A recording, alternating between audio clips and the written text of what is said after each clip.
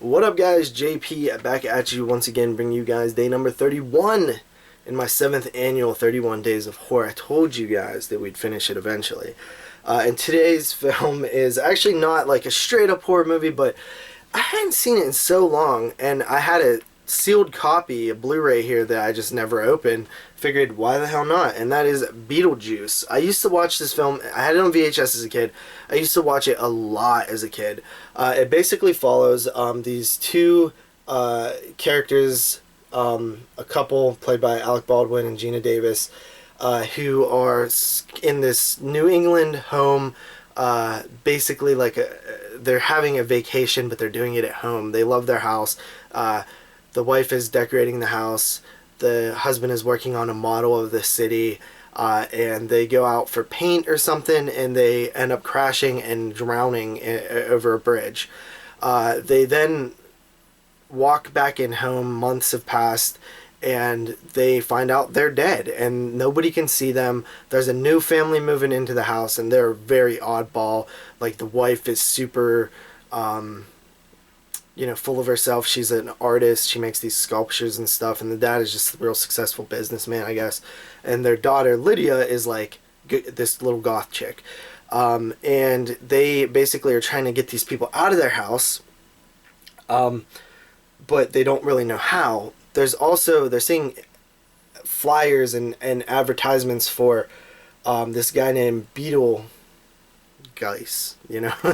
Beetlejuice, so it's like, man, this is, talking about this movie, it's like super complex for a simple story, you know what I mean? I feel like you have to walk through it, you can't just explain what this is in a quick minute, you know what I mean? Like, if you're like, hey, have you ever seen Beetlejuice?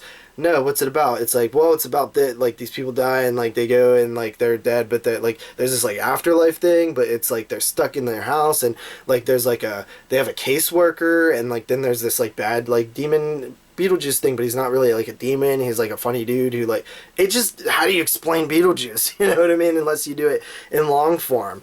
And basically, I guess the simple plot is they want these people out of their house. They become, they strike a liking to the daughter, though, and they inform the help of this guy who's kind of been banished from the working afterlife, and that's kind of their story. But man, Beetlejuice is such a blast. This is such a good movie. Tim Burton did such a good job with this movie, and its creativity, its imagination, its story, it makes being dead seem not terrible, you know what I mean? There's just so many cool things about it, and the little things, when they go to this sort of I don't even know what it would be called, the afterlife DMV or something, you know what I mean? They're there, and it's just all the details, the woman who, takes their thing with the slit wrist, and the football players, and their caseworker, and all this stuff, man. It's just really cool. And Beetlejuice, Michael Keaton, I feel like he just went for it. He's just completely was just do whatever the hell crazy stuff you want, and it's so awesome. The design of Beetlejuice is so cool. He has mold on him. He's really funny. I didn't realize how much I liked this movie until revisiting it. It is a gem, man. This movie is great. It just has something about it. It's so likable. The characters are so well done. Even the Lydia's likable, and the two, I always forget their names, but Gina Davis and Alec Baldwin, they're really likable.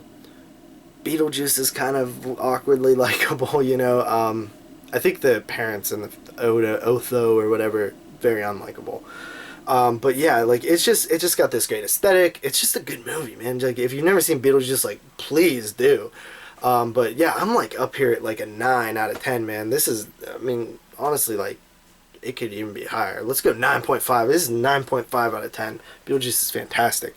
So that's it, guys. See you guys next time with another one. Peace.